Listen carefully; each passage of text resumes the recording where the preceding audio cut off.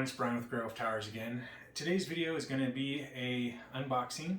We're going to do a video on a laptop. Now the exact model and specs I'm not fully aware of yet. The box has been opened just to make sure that the contents were there. It has not been fully undone or anything like that. The reason for that was actually done by a third party to make sure that it was fully there when I received it. And so I'm going to be opening it for the first time. I just wanted to share this unboxing. It is an HP 640 G9 model laptop. As far as the specs, I'm not familiar with all of them. I know that it has an i5 and it'll be a 12th gen i5 most likely. But aside from that, everything else is new to me. I'll post down below what the specs are because I don't know if it'll boot during this video. If it does, then we'll go over the specs, and if it doesn't, then I'll post them below when it does boot. But this here is the EliteBook 640 G9 by HP. It comes in a nice box. It is plain. On this specific one, I do not see a label that includes the specs, or else I'd be reading from that. It does have the serial numbers and things like that, but there's no specs sticker like there normally is. So kind of disappointed there. I don't know if it's just a mistake by HP or if it's the third party that took care of it. But let's take a look here. So first we have the charger, which includes a power cable, and the brick, which has a standard connector. It is not a USB-C, it is an HP connector. So that's kind of disappointing. I would much prefer it have a USB-C just to be more universal, but it is what it is.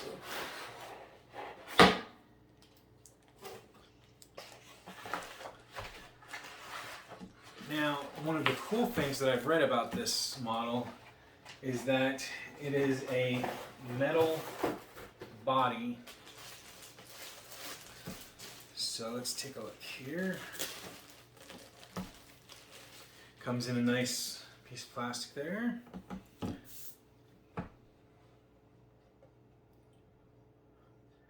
Has the nice keyboard protector, so that's cool. So I do see that it has a webcam with a sliding switch to block it so that it can be blocked off so that nobody can see you.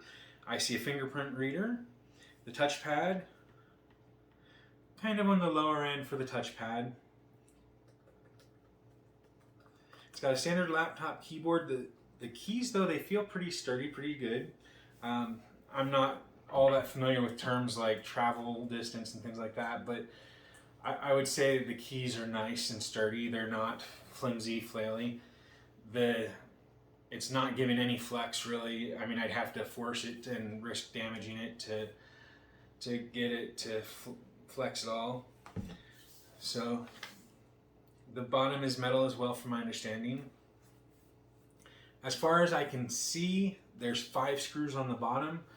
I will have to check and see if there's more underneath if you want to do any kind of upgrades. As far as I'm aware, the RAM is soldered. This model is supposed to be 16 gigabytes, but I don't know for sure until I open it up and start it.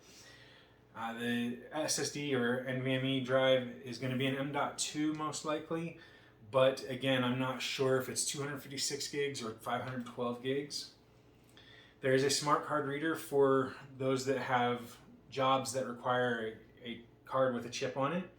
You have a high-speed USB over here. You have a half Ethernet port that expands into a full by opening it up, so that's cool. A lot of laptops these days don't include Ethernet anymore. You have a headset jack for headset jack for mic and earphones or headphones. You've got an HDMI port, so it does have HDMI out.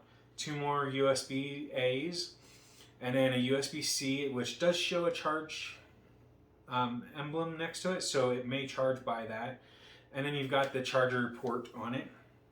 I do like that the charger port is on the right side on this one, because that tends to be how I sit on my bed when I'm using laptops the most, and so that's really cool.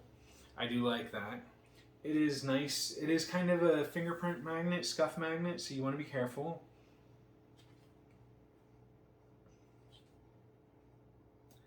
And let's see here. See if it powers on.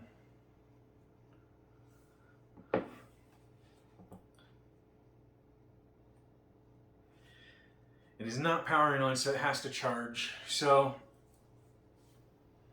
that out of the way, I can't really review the laptop until I've had a chance to, so I'll do another video on the review of it and share the specs on the information down below on the description here or down on the comments.